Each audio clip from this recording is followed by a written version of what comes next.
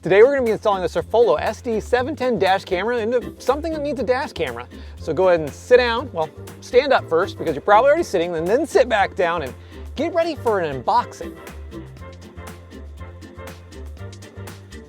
The Surfola 710 is the big daddy bro of the SD510, and that's a camera I've actually already installed and reviewed. So if you're interested in seeing some in-depth insights on that one, well, I'll link it in the description or comments. Well, just go looking for it. I'm sure it'll turn up somewhere, that link. They always do. Here's the outside of the box, and then what's on the middle of the box, and here's the inside. The main body of the unit features a 2.5K camera and a 3-inch IPS screen. Instead of a suction cup mount, this unit uses a magnetic puck that adhesives onto the glass, and then a magnet to attach the dash camera. And here's the rear view camera. It swivels on its mount so it can handle a whole bunch of different rear glass angles, and it features an adhesive mount just to stick it wherever you need. Next up is some templates for installation and the instruction manual, a USB Type-C rear camera cable, and a USB Type-C 12 volt to 5 volt power cable. One of the awesome features about these Surfola dash cameras is they feature a USB output port right here, so you don't lose your accessory plug / cigarette lighter when you got your camera plugged into it. A USB Type A to C in case you need to plug into a computer, an adorable little trim pry tool you're going to use for stuffing wires behind things, and last but not least, some extra adhesive mounts just in case you mess it up or need to swap it between vehicles. Now that we got that sweet unboxing portion of the video done, well, it's time to get in the meat and the potato gravies of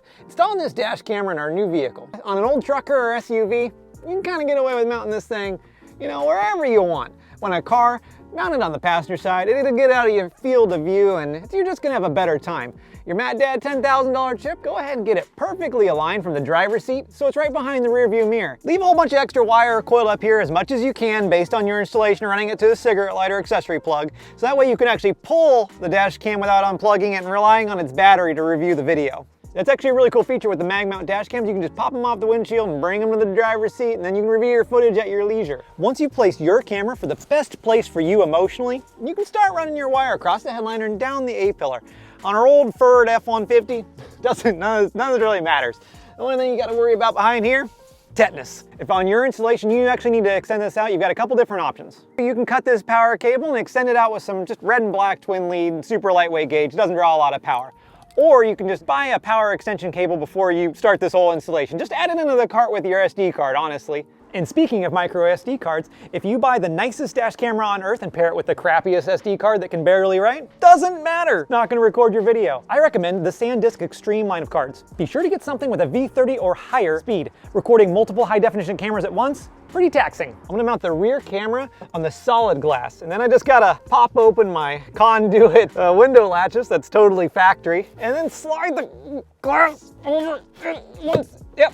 I'm just gonna put it right up to the side of the glass so it'll never hit. And then we'll pray I can get that closed again. If all you want out of this camera is to record when you turn the ignition on and when you stop driving it's off, well, just put it on the ignition switch and it'll be good to go. Future Matt here. I realize I did a terrible job explaining why you'd want to have your camera on ignition or constant. If you have the feature called motion detected enabled and your camera is on constant, anytime your camera senses some motion in front of it, it'll record little clips and bites of it. When the camera does this, it's actually in a standby mode, and it's only gonna save these little 10-second or so chunks of video. But Matt, if it's on constant, it's gonna kill my battery. I see where you're going with this. That's why you need to get the Hardwire Kit. The Hardwire Kit makes it so if your voltage starts to go below 11.6-ish, right around there, it'll disable the camera so you can still start your car. Although from my testing on this truck, we left her for 4 days, cranked over just fine on constant, so your mileage may vary. Or voltage will probably, yeah, your voltage will vary. The other feature you might want to utilize with the camera on constant is park monitoring. This feature actually works by if it senses a low speed impact or something bumping into your car. No, not that kind of bumping. Classic you. It'll take a 30-second clip of that and then lock it away in a little safe zone that won't automatically re-record over it so you can pull it off at your leisure. This is where fiddle-doo-dadding around with your position and install really pays off. Pretty much 100% hidden behind the mirror, so all you see is some clean cable running. So with a little bit of movie magic, oh, perfect. You didn't even see that transition, did you? Let's take a look at some of the video our SD710 camera can do. It should be noted deep within your diary that all this video was taken on the fine quality setting. Here it is during the day. Just look at all that. Driving. Yep. Looks like a dash camera. This camera actually features a Sony WDR sensor, so I anticipated the quality to be somewhere between a 1080 and a 4K camera. And I was not disappointed. This looks quite good. Here's that same footage during the day from the rear camera.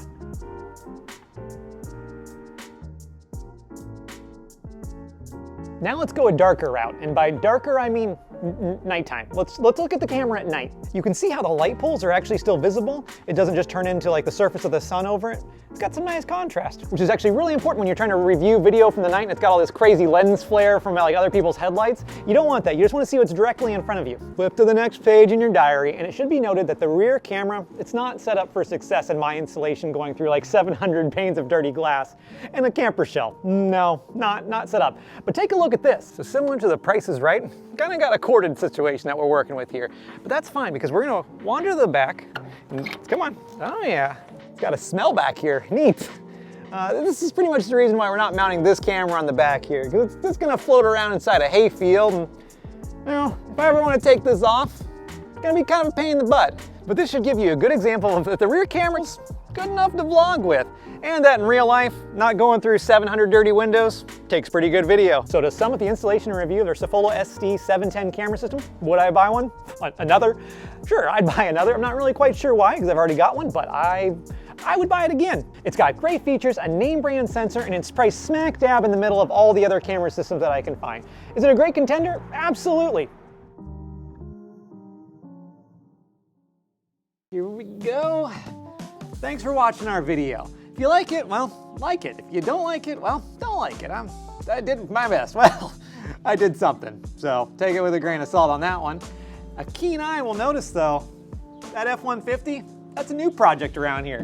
Combine that with all the other old garbage, well, we've got ourselves a garbage patch. Cars. So if you want to see the revival video of me putting that thing back on the road when that's clearly the last thing it wants in its life, well, go ahead and get subscribed and stay tuned. Nope, there we go, that's my mouth.